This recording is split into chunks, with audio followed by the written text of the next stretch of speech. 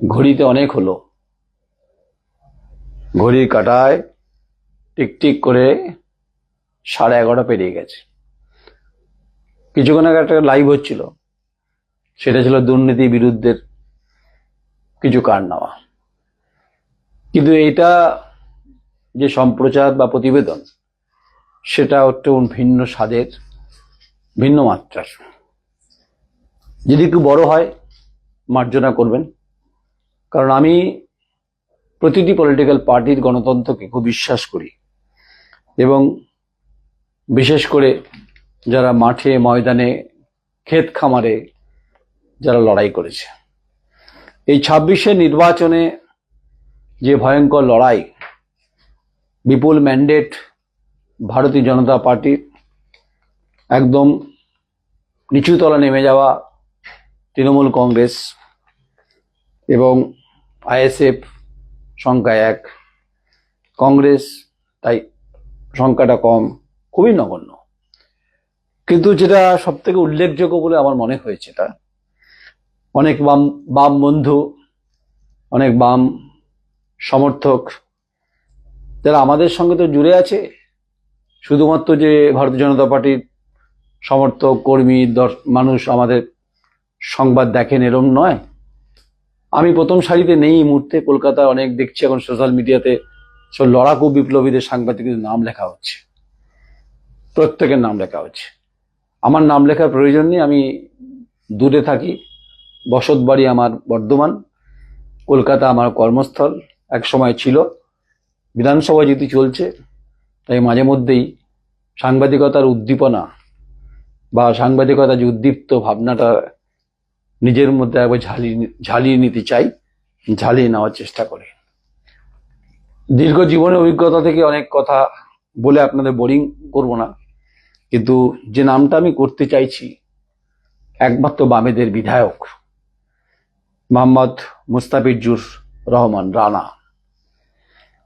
রানাকে নিয়ে অনেকের অনেক স্বপ্ন আছে। রানা আছে ডোমকলের সিপিএম এর মানে বামেদের জোট, তার তিনি বিধায়ক শপথ নিয়েছেন।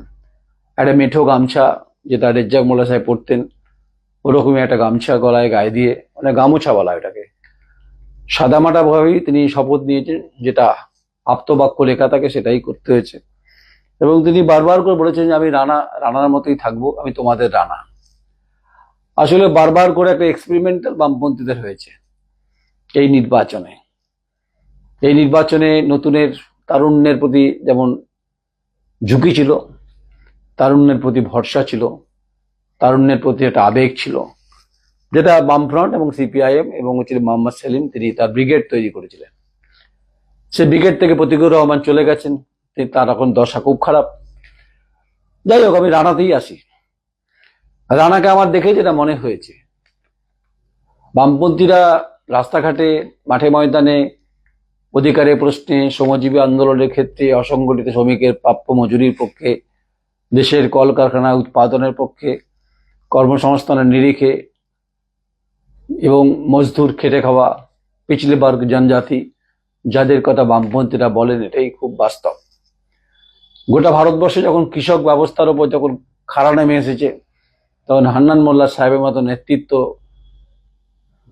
গোটা লং মার্চ হয়েছে, কখনো মুম্বাই, কখনো রাজস্থান থেকে শুরু, কখনো দিল্লির সীমান্তবর্তী এলাকায়, এসব ইতিহাস। কিন্তু ডোমকলে যে ইতিহাসটা রচনা হলো ভাগীরথীর পারে, একসময় ওখানে বিধায়ক ছিল আনিসুর রহমান। বামফ্রন্ট জমানায় তিনি প্রাণী সম্পদ বিকাশ মন্ত্রী ছিলেন। তিনি এখন অসুস্থ, কিন্তু মনের দিক থেকে খুব চাঙ্গা। আমি কয়েকদিন ধরে এই ভারতীয় জনতা পার্টি যে আক্রমণগুলো করছে, শাসক দল হয়ে বিরোধীদের ভাঙচুর চলছে, সেখানে সিপিএম বাদ যাচ্ছে না। খেজুরিতে হয়েছে, মোহাম্মদ সেলিম সাহেব সেখানে গেছিলেন, সিপিএম এর রাজ্য সম্পাদক। তাই আবেদন তো থাকছে, আমার প্রত্যেককেই থাকছে, বিশেষ করে শাসক দলের মুখ্যমন্ত্রী, মানে পশ্চিমবঙ্গের মুখ্যমন্ত্রী শুভেন্দু অধিকারীকে আমার আবেদন থাকছে। এই পশ্চিমবঙ্গে যে ধারাবাহিকতা, যে প্রাসঙ্গিকতা, যে বামপন্থীদের যে মনোভাব, এবং বামপন্থীরা যে কথা বারবার করে বলে যে তারা মানুষের কথা বলে, মানুষ তাদের হচ্ছে রে জনগণ, গণদেবতাই হচ্ছে তাদের খুব গুরুত্বপূর্ণ। মোড়ে দাঁড়িয়ে থেকে তারা কখনো লাল সালাম বলেন, কখনো তারা ভোট দেন। যে প্রত্যাশার পারদ তারা ভেবেছিলেন সেটা কেন হয়নি, এর আত্মমূল্যায়ন তো অবশ্যই হয়েছে। আসলে একটা পলিটিক্যাল বাইনারি থেকে একটা অন্য বাইনারি কার্যত ঘুরিয়ে ফেলা হয়েছে পশ্চিমবঙ্গের। সেটাকে যদি আমি রিলিজিয়াস বাইনারি বলি খুব ভুল বলবো? নিশ্চয়ই বলবো না।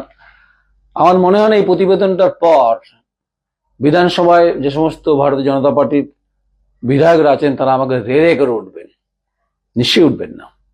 যারা সংবেদনশীল, যারা সচেতন, যারা রাজনীতির খবর রাখেন, যারা বিশ্লেষক, তাদের কথা বাদ দিয়ে বলছি। বামপন্থীরা বিভিন্ন সময় বৈজ্ঞানিক ভিত্তিতে এক্সপেরিমেন্টালের মধ্য দিয়ে যায়। তাই এবারে সংমিশ্রণটা যেটা ছিল, তরুণ প্রজন্ম নবজোয়ারকে সামনে রেখে মীনাক্ষী হোক, দীপশিতা হোক, কলতান হোক, ময়ূখ হোক, গার্গী হোক, বিস্তীর্ণ একদম নতুন প্রজন্মের টিম নামিয়েছিলেন। টিম সাফল্য পায়নি, কিন্তু শূন্যের ঘোড়া থেকে এক হয়েছে। কিন্তু আমি হরপ করে বলতে পারি যে বিধানসভার শাসক দলের মুখ্যমন্ত্রী থাকবেন শুভেন্দু অধিকারী, আর সেখানে নওশাদ সিদ্দিকী যেমন থাকবেন তেমনি রানাও থাকবেন। তাই আমি বলছি যে রানা কি রানারের মতো ছুটবে কবি সুকান্ত ভট্টাচার্যের কবিতার মতো? যদি সেটা ছোটে তাহলে তো সেটা খুব ইন্টারেস্টিং হবে। কারণ হচ্ছে মোহাম্মদ মোস্তাফিজুর রহমান এই নামে যত না পরিচিত, তার থেকে সবথেকে বেশি পরিচিত হচ্ছে রানা নামে। রানা নামের একটা তো বিষয় থাকে, এবং যে নামটা খুব গুরুত্বপূর্ণ। এবং যখন আমি রানা কথা বলছি, রানার মতোই থাকবে, তাহলে কবি সুকান্তের ভবিষ্যতের কবিতাটা একবার পড়ে দেওয়া উচিত। কবি বলছেন, স্বাধীন হবে ভারতবর্ষ, থাকবে না বন্ধন, আমরা সবাই স্বরাজ, যজ্ঞে হবরে ইন্ধন, বুকে রক্ত দিব ঢালি স্বাধীন তারে, রক্তপণে মুক্তিদের ভারত মাতারে, মূর্খ যারা, অজ্ঞ যারা, যেজন বঞ্চিত, তাদের তরে মুক্তি সুধা করব সঞ্চিত, চাষি মজুর দিন দরিদ্র সবাই মোদের ভাই, একস্বরে বলবো মোরা স্বাধীনতা চাই, থাকবে না কো মতভেদ আর মিথ্যা সম্প্রদায়, ছিন্ন হবে ভেদের গন্তি কঠিন প্রতিজ্ঞায়, আমরা সবাই ভারতবাসী শ্রেষ্ঠ পৃথিবীর, আমরা হব মুক্তিদাতা, আমরা হব বীর। এটাই হওয়া উচিত, যা কবি সুকান্ত ভট্টাচার্য বহু শতক আগে লিখে গেছেন। তাই পশ্চিমবঙ্গ বিধানসভায় যে শাসক এবং বিরোধীদের যে গঠনমূলক যে আলোচনা, যেটা জনগণের ভোটে নির্বাচিত হয়েছেন, যে প্রত্যাশা তারা দিয়েছেন, আশা করব বিগত সরকার যেটা করেছিলেন, যে বিরোধী দলের এমএলএ ফান্ডের টাকা সেগুলোকে ডিএমকে দিয়ে, বিডিওকে দিয়ে ব্লক করেছিলেন, আশা করি রানার ক্ষেত্রে সেটা করবেন না। কারণ ডোমকল তো পিছিয়ে পড়া, ওখানকার বিড়ি শিল্পের শ্রমিক রয়েছে, খেটে খাওয়া প্রান্তিক স্তরে মানুষ রয়েছেন, এটা আপনারা অন্তত, এবং যেখানে বিরোধী আছে সমস্তকেই এমএলএ ফান্ডের যে টাকা সেটা নিশ্চয়ই বরাদ্দ করবেন। আর রানা কিন্তু ব্যাটিং করবে, আপাতত শান্ত স্বভাবে নুজ্জ হয়েছে ঠিকই, কিছুটা পরিস্থিতির পাকে পড়ে হোক, চাপে পড়েই হোক, কিন্তু গোটা বামপন্থীদের এবং যে কমিউনিস্ট পার্টির যে ভূমিকা, সেই ভূমিকাকে কিন্তু তাকে বিধানসভাতে বয়ে নিয়ে যেতে হবে। তার যারা গুরু রাজনৈতিকভাবে, এখনো বিমান বসু আছেন, এখনো সূর্যকান্ত মিশ্র আছেন, এখনো মোহাম্মদ সেলিম আছেন, রবীন্দ্র আছেন, এদের কাছে তার নিশ্চয়ই তার পঠন পাঠন, গঠন প্রণালী, বামপন্থীদের ভাবনা, তারা কি করেছেন অতীতে। অনেকে বলবে যে শুনতে চাইবে না, আমি বলছি শুনতে চাইবে। রানা ভালো বক্তা, রানা বাস্তবে জমিতে দাঁড়িয়ে কাস্তে হাতুড়ি তারা পতাকা, যাদের সিম্বল সিপিআইএম, এবারে বিধানসভাতে রানা কিন্তু তার রানারের মতো অভিনয় মানে ভূমিকা দেখাবে। অভিনয় তো করতে পারে না, ভূমিকা দেখাবে, যেটা কবি সুকান্তের কবিতার মধ্যে বললাম। তাই বামপন্থীদের এবার থেকে রাস্তায় থাকা উচিত, যেটা ইতিমধ্যে কাকলি ঘোষ দস্তিদারের পুত্র একটি কমেন্টস করেছেন সোশ্যাল মিডিয়াতে, যে 80 জন বিধায়ক থেকে চুপচাপ একজন বামপন্থী বিধায়ক হয়ে তার রাস্তায় নেমেছে। এখান থেকে শিক্ষা নেওয়া উচিত। এটা অত্যন্ত গুরুত্বপূর্ণ কথা বলে মনে হয়েছে। এবং আমি দেখছিলাম যখন শপথ নিচ্ছিলেন, রানা যখন শপথ নিচ্ছিলেন, সৌজন্যের খাতিরে শুভেন্দু অধিকারীর সঙ্গে তিনি যেটাকে সৌজন্য বলে সেটা সৌজন্য দেখাচ্ছিলেন। বাকি দেখা যাবে যে সংসদীয় গণতন্ত্রে যে পীঠস্থানে যে মন্দির বলা হয়, সেই সংসদীয় গণতন্ত্রে যেন কলুষিত না হয় বিভিন্ন আকছি শব্দের পরিপ্রেক্ষিতে। তাই পশ্চিমবঙ্গের মান, মর্যাদা, সম্মান পশ্চিমবঙ্গের দিকে তাকিয়ে থাকে ভারতবর্ষ।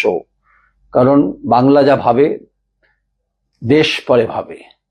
তাই যে বাংলার সম্মান সম্ভ্রম ভুলুণ্ঠিত হয়েছে মাটিতে, বাংলার শিক্ষার অধিকারের প্রশ্নে, বেঁচে থাকার প্রশ্নে, ভাষাগত প্রশ্নে বহু বিতর্ক হয়েছে, যে সব কিছু উঠে যাক, আলোচনা হোক গঠনমূলক, রাজ্যের উন্নয়ন, রাজ্যের সামগ্রিকভাবে বিরোধীদের ভূমিকা, প্রত্যেকের মতামত নিয়ে একটা সুন্দর সম্পূর্ণ একটা বৃত্ত তৈরি করুন, যে বৃত্তের মধ্যে অনেক ফুল থাকবে, সব ফুলই সুগন্ধ ছড়াবে, তা নিয়ে কোনো সন্দেহ নেই। তাই রানার প্রতি আমার একটা বাড়তি প্রত্যাশা থাকলো। আমিও নজরে রাখবো রানার দিকে। কমেন্টস করবেন, মতামত দেবেন। নমস্কার, আমি নয়ন রায়।